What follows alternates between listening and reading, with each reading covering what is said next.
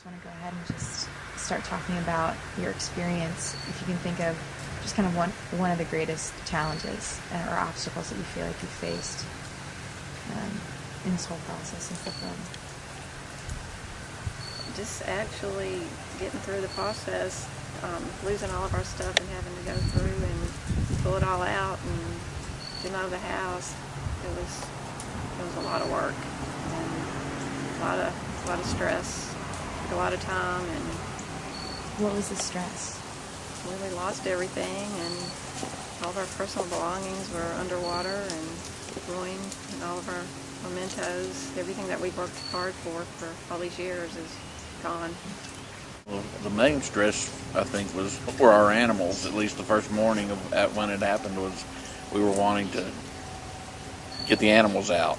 So we forgot about anything like our wedding pictures, family photos, everything like that. They're all gone. We never considered it to, be 5 feet 10 inches in the house.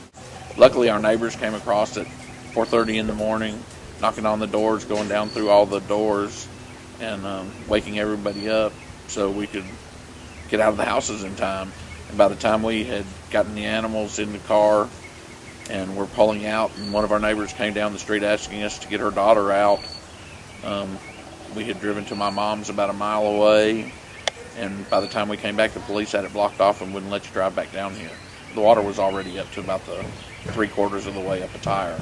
So it was just happened so fast, from water creeping across the walkway across the street to being, up to the first step by the time we were coming out the door. So it was just very fast. We've lived here 24 years and never had anything like this before. So it was totally unexpected. And we had just remodeled our kitchen, and we had just painted the outside, got new gutters, got new shutters, and redone our hardwood floors. And we're basically outside people, so we had spent a lot of time redoing our landscape and planting our gardens and our pond, and that's where our focus was, and we lost a lot out there. And I've heard from a lot of y'all that you've really come together. Would you say that that's the greatest lesson that's come through this, or is there something else that you feel like is... Not only the neighbors and the people of Nashville, but it was amazing how the people from all over have come to help. Like just us. We've had people from St. Louis, from Minnesota, from Washington, D.C., from Atlanta, Georgia, different groups coming and coming inside. There's no telling how many other people just on our street have gotten people from all over. But, that's just people that came into our house and have torn down things, taken out, put the mold remover on. They came in with masks, and it's just amazing. And it was up and down the street. The church group, local church groups coming out and serving food, and people like Mark here that came up and showed up every day. And it's unbelievable that the outpouring of everything that's been around, much less how your neighbors all come together. And we know all our neighbors very good now, and we have a little party here now. I'm guessing we'll have every year for getting the neighbors together, and I'd say we know probably everybody up and down the street now. We all share something in common now. You look at houses like ours, and you think that they're almost finished, but when we get inside, then we realize, well, we don't even have anything inside. There's no furniture, there's no dishes, no clothing. The outdoor, the outside may look like it's coming around, but then when you get inside and you start realizing, well, everything's gone. We still have a lot to do. So, that's the thing, is people think that you're getting close to being done, but it's a long way, even from what you see on the outside.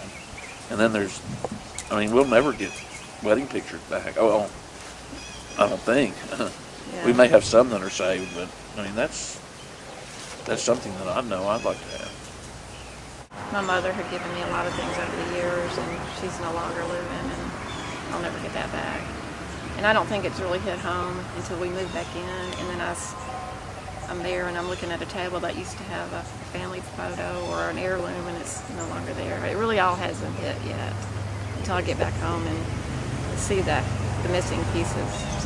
Now, this is a question I didn't give you ahead of time, but I'm just curious. Do you feel as though you're well prepared for winter, or because I know we're kind of rounding the bend on colder season? Winter? You mean clothes-wise? Sure, We have no winter clothes. I was going to say winter clothes, bedding. I have golf shirts that were given to me, 3 T-shirts and 3 pair of jeans, and Yeah, 2 tennis shoes. we had a lot of people that gave us clothes, but they were spring and summer. So right now we're kind of hurting for winter. And I'm sure that's the whole neighborhood would be the same way. Literally, it's taken both of us to get through this. I sympathize with the single people because it's just very emotional. We can lean on each other, and then the administrative part of it has been just daunting. Some of the paperwork and forms that we've had to fill out and documents that we've had to get through the city. It's taken both of us to get it all compiled and together. We had to apply for so many loans and grants and FEMA money, and it's just been a lot of work. And I think we've pulled together and we've, worked on each other's strengths, and I think it's been good. We haven't fought, and it hasn't been bad. More than usual. If you could ask for one thing from the people around you, or the people who have helped, just what would be that one thing that you would still desire from your community? Just don't forget about us. We're still, like John said, there's still a long way to go, and even though on the outside it looks like we're done, there's only 3 families that have moved back in. So the rebuilding is still going on. We have not recovered. We're fairly close to being able to move back in, but there are a lot of people that haven't even started yet. So, and there's some older people that will never recover. At least we're young enough, and we had the resources to get back. And there's some older people who this is it for them. How are they ever going to get back to normalcy?